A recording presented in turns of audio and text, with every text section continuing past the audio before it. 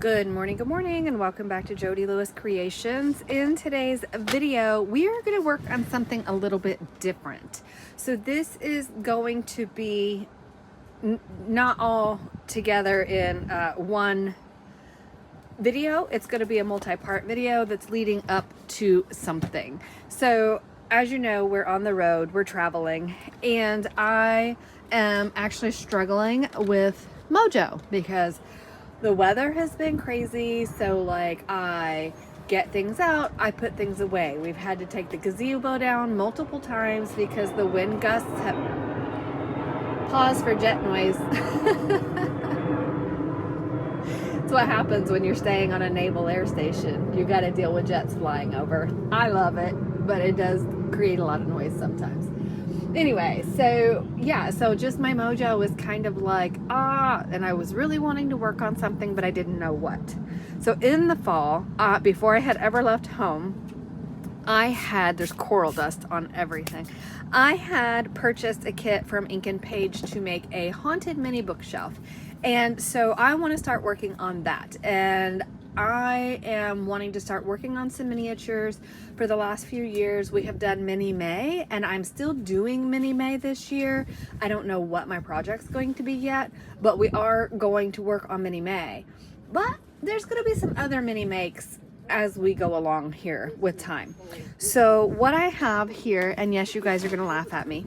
I have a wine box, I have a pizza box, and I have the shelf pieces from the Ink and Page kit. So what I'm going to do is get all this cut out, get measurements figured out, and then when I come back, I'm going to start actually building the base of my bookshelf, or maybe I'll just get that built because I might have to refer back to her video. It has literally been months since I watched it.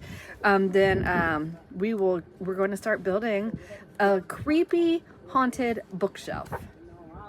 So I have all of my pieces cut out. I've got the shelves built, and I'm feeling this paper and I'm like, ugh, I just think it needs more structure. And I wish I had maybe done something over inside here to stabilize the shelves as well. I printed on 80-pound paper. I don't know what that translates to GSM, I'm sorry. So I just went and raided the cracker bin and took the Wheat Thins box because I think I want to I'm going to back this piece with the cracker box and then the two edge pieces, I think, also, just to kind of stabilize them a little bit better. And maybe the top and bottom pieces as well. I'm not sure. I don't have everything scored and folded yet, but I'm just thinking through my process here, and I do think it needs more structure. Definitely. So I'm going to do that, and then I'll come back.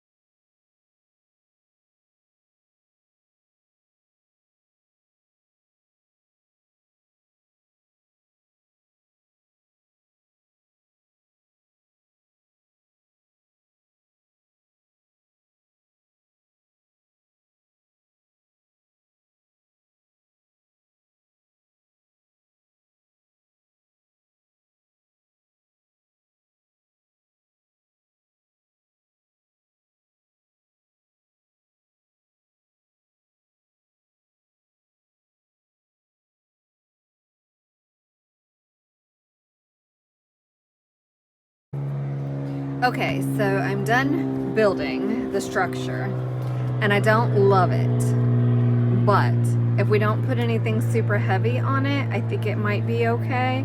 I definitely should have added cardboard to the bottom to reinforce that, and I may still cut a piece to put in there and then cover it somehow.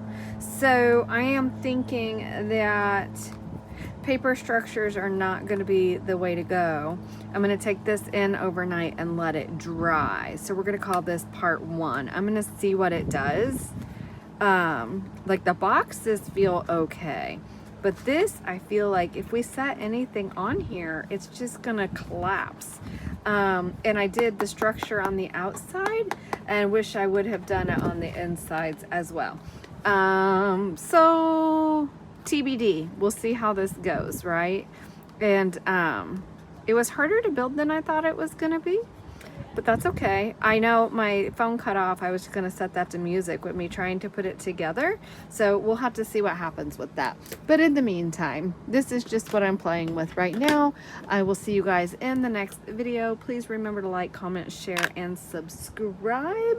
I can't do anything more with this till it completely dries and to see if I can even use it as a structure.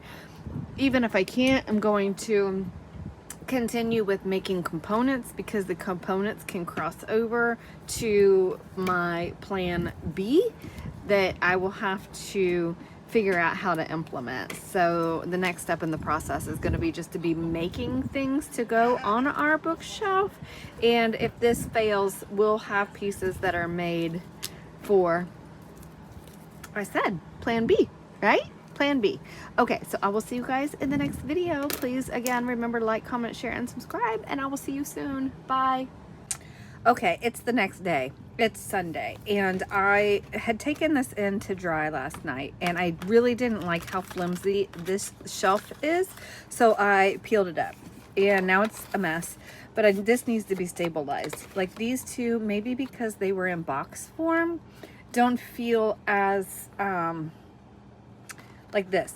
See how this is like, there's nothing there. So Mark was like, well, flip it over, and I couldn't because, I mean, it's the same. So we're going to stabilize this side in the same fashion that I did with the outside of this. I just should have put the box piece here. So again, if you're going to make this, I definitely recommend reinforcing whatever's going to be the top of this shelf, and then I'm glad I did the outsides. I think that was a good call, but whatever is going to be your bottom shelf, I would definitely reinforce that as well. I want to make one in wood. Like this is going to be too big of a piece for what I want for what I want to do moving forward, but as a standalone piece, I think it's a good size. So I'm going to continue to build this just for something to do without delving into a massive project right now. But anyway, I did want to show you that I have pulled this out, and I am going to add a piece of cardboard here. So having said that, I really will see you in the next video. Again, like, comment, share, subscribe. Bye.